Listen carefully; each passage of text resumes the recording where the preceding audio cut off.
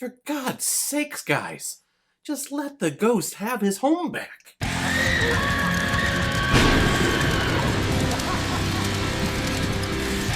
The Conjuring 2, released in 2016, and is directed by James Wan, who's directed such films like Saw, Dead Silence, Insidious, The Conjuring, and Aquaman. My man! And this film is starring Vera Farmiga, Patrick Wilson, Francis O'Connor, Madison Wolf, Simon McBurry, and Frega Patente, which is a name I think I keep mispronouncing, but, yeah, it's the best that I can do, sorry. The Conjuring 2 brings us back to the world where Ed and Lorraine Warren are the best ghost hunters in town. Probably actually the only ones. But after their investigation of the Amityville house, their popularity has grown insanely, to the point where Lorraine Warren is concerned about all of the attention, and is starting to see visions of a scary, creepy-ass nun roaming in her house. So Ed and Lorraine swear off cases for a while. But do you think that's gonna hold? No siree. Because all the way across the Atlantic, a small girl and her entire family are being terrorized by a spirit in their very old, creepy, rundown house, who apparently just wants his house back. So just give it to him, damn it. But here we are back in the Conjuring universe. I checked out the very first Conjuring earlier this year, and I had never seen it before. I'd never been in this universe before, so I have been enticed with the Warrens. I actually bought their Demonologist book, and I've been reading that, catching up on all of their stories and all of their creepy-ass happenings, and my God, you think the films are scary? Just read that frickin' book. Apparently the Annabelle doll wasn't this creepy, decrepit, demonic-looking thing. It was just a nice, peaceful, normal-looking Raggedy Ann doll, which I think makes it even creepier. But ever since watching that first Conjuring film, I knew that for Halloween, we had to do Conjuring 2 at some point. Thankfully, it came up on the random generator, so here we are, and yeah, this is another solid entry into this Warren universe. The WCU, as I'm coining it. Yeah. And I love that we're not staying in America with these films. I love that we went all the way over to England, to Europe, which has such a rich history, and all of the architecture, all of the buildings look very old, and they look like they have a lot of personality and a lot of stories. So yeah, let's put a ghost exorcism story in one of those locations. It's gonna make people feel so safe and so secure. And I think this is another successful entry into this universe. I haven't seen any of the spin-off films, so the Annabelle films, I haven't checked those out. The Nun, which I guess was a branch from this film, I haven't watched.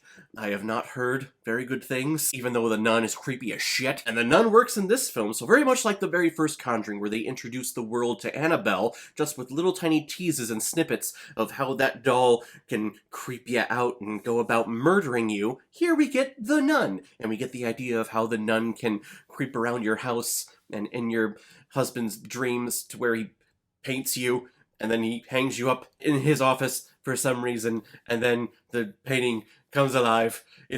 God, that was so freaking creepy. That's not really a spoiler. You knew the nun was in here. You knew something was gonna happen with a nun and with a painting. Something happens.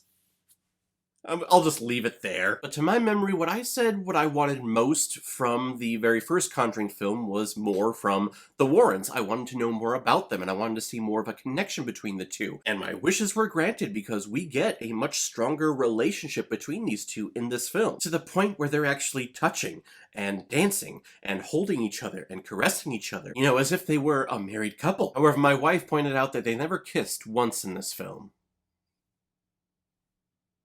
So I don't know what that means. But we finally get more, and I love the chemistry between Patrick Wilson and Vera Farmiga. Patrick Wilson has a nice, lovely levity moment in this film where we have so many possessions, and we have so many supernatural happenings in this house. All of a sudden, out of nowhere, we kind of release the tension, and Patrick Wilson busts out a guitar and starts playing Elvis, and it was just a nice, like, oh, okay, there is some good in this world type moment, thank you. Which a lot of horror films fail to do. They fail to relieve that tension at points. Yes, we start off right off the bat here with some creepy ass shit, and it goes basically throughout this entire film, so it's nice. I'm almost thinking that it was a reshoot. And as they were going through editing the thing, they're like, gosh, you know, we really need some levity here. Maybe they went back and they shot this scene, but it was one of my favorite scenes. I have not done the research on that, so that's probably not true, but that's how I saw it in my brain, so I'm going with it. But probably the biggest standout of this film was the child actress who played the possessed child, Madison Wolf. I think she blew everyone out of the water. Acting circles around the Warrens, acting circles around her entire family. She was the shining star of this film. So anytime I get the chance to say that a child actor actually impresses me and made me happy and made me want to watch them on screen, I have to applaud them. She was magnificent. You feel so badly for what's happening to her in this film that you want to go up to the screen and give it a hug and then, quickly stand back because there's a bunch of demons on screen or a lot of CGI blackness. That's something that I don't think I commented on in the first Conjuring film, but it's becoming the staple of this franchise, is that they use CGI, but for darkness. It's not CGI for ghosts and ghouls. Well, actually it is, and we'll talk about that here in a second. A lot of times the person will just be startled, and then they look around the room and they just look into a corner. In that corner, you don't see anything other than complete blackness, complete darkness. And that is probably scarier than anything, because you know something's there. You just know it, and you're just waiting, like, just pop out, why don't you? Shake something, break the walls down. You're gonna do something, just do it already. Nope, CGI darkness.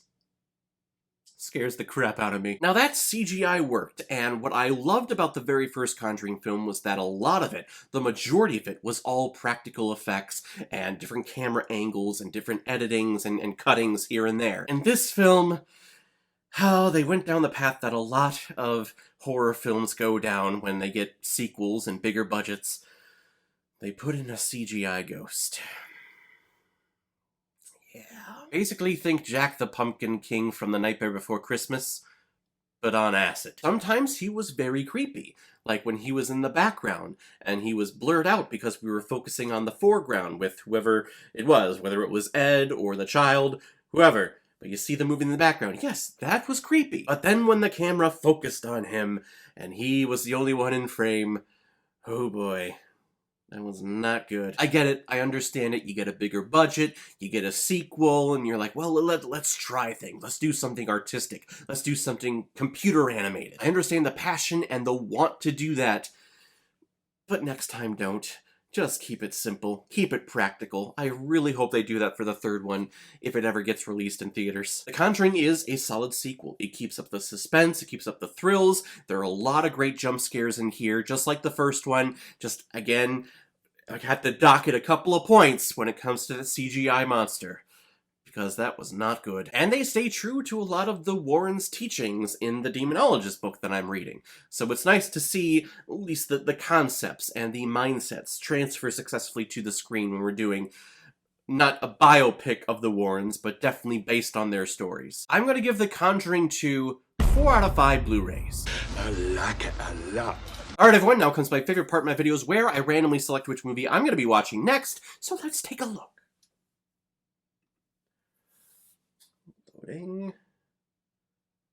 Happy Death Day to You! Another sequel to a film that I caught earlier this year, another horror thriller film that I saw earlier this year, and I was very pleased with the first one, and I wanted to check this one out. I've heard good things, I've just never watched it before. Again, another one that is in my collection, that is just in my collection, and that I've never watched.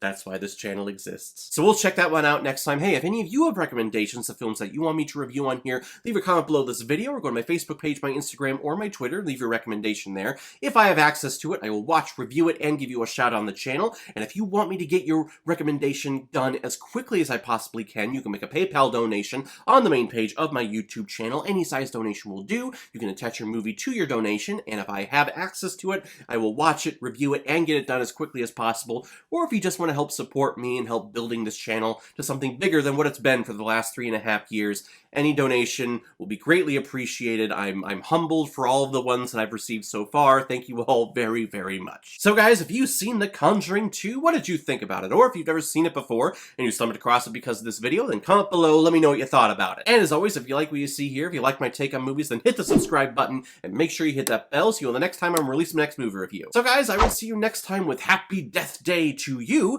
So in the meantime, be well, be good to each other, and go watch a movie. Take care, guys.